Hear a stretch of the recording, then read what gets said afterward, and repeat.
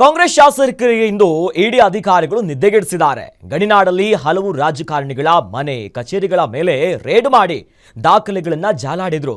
ಈ ದಿಢೀರ್ ರೇಡ್ಗೆ ಏನು ಕಾರಣ? ಯಾರ್ಯಾರ ಮನೆ ಮೇಲೆ ದಾಳಿ ಆಗಿದೆ? ಬಳ್ಳಾರಿಯಲ್ಲೇ ದಾಳಿ ಮಾಡಿದ್ ಯಾಕೆ? ಈ ಕುರಿತು ಕಂಪ್ಲೀಟ್ ರಿಪೋರ್ಟ್ ಎಲ್ಲಿದೆ?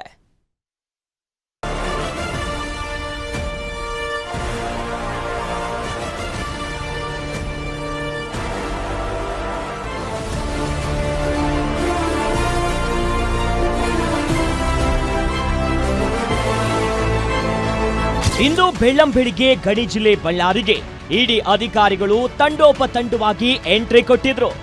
ಬೆಚ್ಚನೆಯ ನಿದ್ರೆಗೆ ಜಾರಿದ್ದ ಹಲವು ಜನಪ್ರತಿನಿಧಿಗಳ ನಿದ್ದೆಗೆಡಿಸಿದ್ರು. ದಿಢೀರಂತ ಒಂದಿಷ್ಟು ಎಂಎಲ್ಎಗಳ ಮನೆಗಳಿಗೆ ತೆರಳಿ ಮಹತ್ವದ ದಾಖಲೆಗಳನ್ನ ಜಾಲಾಡಿದ್ರು. ಅದೊಂದು ಹಗರಣದ ಜಾಡು ಸುಳಿವು ಸಿಕ್ಕಿದ್ದೇ ತಡ ಆಕ್ಷನ್ ತೆಗೆದುಕೊಂಡ ಇಡಿ ಆಫೀಸರ್ಸ್ ಸಚಿವ ನಾಗೇಂದ್ರ ಸೇರಿ ಹಲವರಿಗೆ ಶಾಕ್ ಕೊಟ್ಟಿದ್ರು.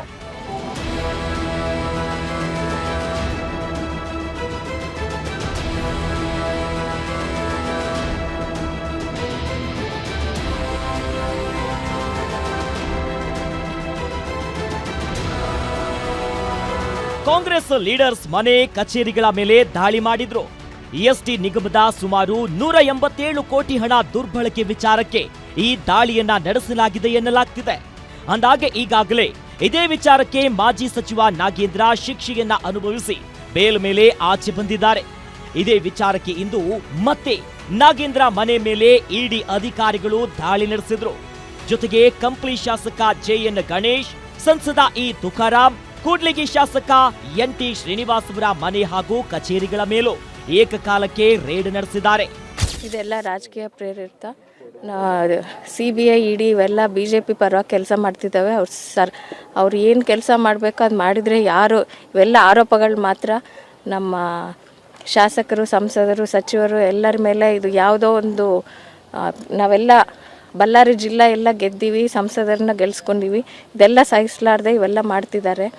ಇವಾಗ ಅವ್ರಿಗೆ ಆರೋಪ ಮಾಡೋದು ಬಿಟ್ಟು ಏನು ಕೆಲಸ ಇಲ್ಲ ಅಲ್ಲ. ಯಾವುದೋ ಒಂದು ಬೇಕು, 1 ಇಯರಿಂದ ಸುಮ್ಮನೆ ಇದ್ದರು, ಮತ್ತು ಇವಾಗ ಬಂದು ಇದು ಮಾಡ್ತಿದ್ದಾರೆ. ಅವರಲ್ಲಿ ಇದ್ದವರು ಯಾರ ಮೇಲೆ CBI ದಾಳಿ ಮಾಡಲ್ಲ, ನಮ್ಮ ಶಾಸಕರ ಮೇಲೆ ಎದಕ್ಕೆ ಮಾಡ್ತಾ ಇದ್ದಾರೆ ಅವರು? ಅವರ ಪಾರ್ಟಿಗೆ ಹೋದರೆ ಕ್ಲೀನ್ ಚಿಟ್ ಬರುತ್ತೆ. ಇದೆಲ್ಲ ಸಲಾಂ ಬಳ್ಳಾರಿ ಚೆನ್ನಾಗಿ ನಡೀತಾ ಇದೆ. ಯಾವುದೋ ಒಂದು ಆರೋಪ ಮಾಡಿ ಇದೆಲ್ಲ ಸ್ಟಾಪ್ ಮಾಡಬೇಕು. ಇಲ್ಲ, ಜನರೆಲ್ಲ ನೋಡ್ತಾ ಇರ್ತಾರೆ, ಯಾರೂ ಏನು ಕಣ್ಣು ಮುಚ್ಕೊಂಡಿರಲ್ಲ. ಇವತ್ತಲ್ಲ ನಾಳೆ ಬುದ್ಧಿ ಕಲಿಸ್ತಾರೆ. ಮತ್ತು ನಮ್ಮ ನಾಗೇಂದ್ರನವ್ರಿಗೆ ಸಚಿವ ಸ್ಥಾನ ಬಂದೇ ಬರುತ್ತೆ ಇವತ್ತಲ್ಲ ನಾಳೆ. ನಮ್ಮ ಎಲ್ಲ ನಾಯಕರಿಗೆ ನ್ಯಾಯ ಸಿಗುತ್ತಂತ ನಾವು ಎಲ್ಲ. ಲೋಕಸಭಾ ಬೈ ಎಲೆಕ್ಷನ್ನಲ್ಲಿ ಹಣ ದುರ್ಬಳಕೆ ಆಗಿದೆ. ಅಲ್ಲದೆ ತೆಲಂಗಾಣ ವಿಧಾನಸಭಾ ಚುನಾವಣೆಯಲ್ಲೂ ಈ ಹಣ ದುರ್ಬಳಕೆ ಆಗಿದೆ ಅನ್ನೋ ಆರೋಪ ಇದೆ. ಸಚಿವ ನಾಗೇಂದ್ರ ಕಡೆಯವರ ಅಕೌಂಟ್ನಿಂದ ಹಣ ಟ್ರಾನ್ಸ್ಫರ್ ಆಗಿದ್ದು ಪತ್ತೆಯಾಗಿತ್ತು. ಇದು ರಾಜಕೀಯ ಹೈಡ್ರಾಮಾಗೂ ಕಾರಣವಾಗಿತ್ತು. ವಾಲ್ಮೀಕಿ ಹಗರಣ ಭಾರಿ ಸೌಂಡ್ ಮಾಡಿತ್ತು. ಇದೇ ಸ್ಕ್ಯಾಮ್ನ ಜಾಡು ಹಿಡಿದ ಇಡಿ ಅಧಿಕಾರಿಗಳು ಹೆಚ್ಚಿನ ಎನ್ಕ್ವೈರಿಗಾಗಿ ಬೆಳ್ಳಂಬೆಳಗ್ಗೆನೇ ಫೀಲ್ಡ್ಗಿಳಿದಿದ್ದಾರೆ ಎನ್ನಲಾಗಿದೆ.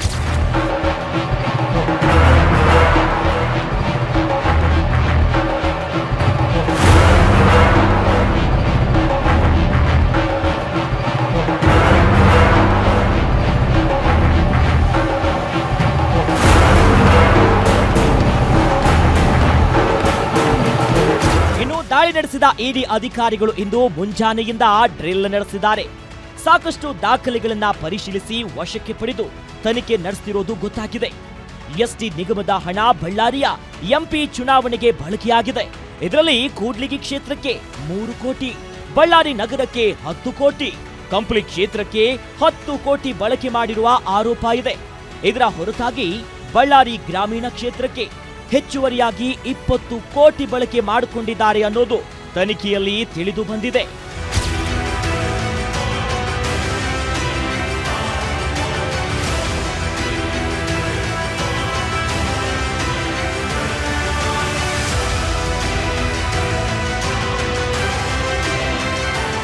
ಒಟ್ನಲ್ಲಿ ಹಣದ ವರ್ಗಾವಣೆಯ ಜಾಡು ಹಿಡಿದು ಎನ್ಫೋರ್ಸ್ಮೆಂಟ್ ಡಿಪಾರ್ಟ್ಮೆಂಟ್ ಫೀಲ್ಡ್ಗಿಳಿದಿದೆ. ಇತ್ತ ಕಾಂಗ್ರೆಸ್ ನಾಯಕರು ಇಡಿ ರೇಡ್ ರಾಜಕೀಯ ಪ್ರೇರಿತ ಅಂತ ವಾಗ್ದಾಳಿ ನಡೆಸಿದ್ದಾರೆ.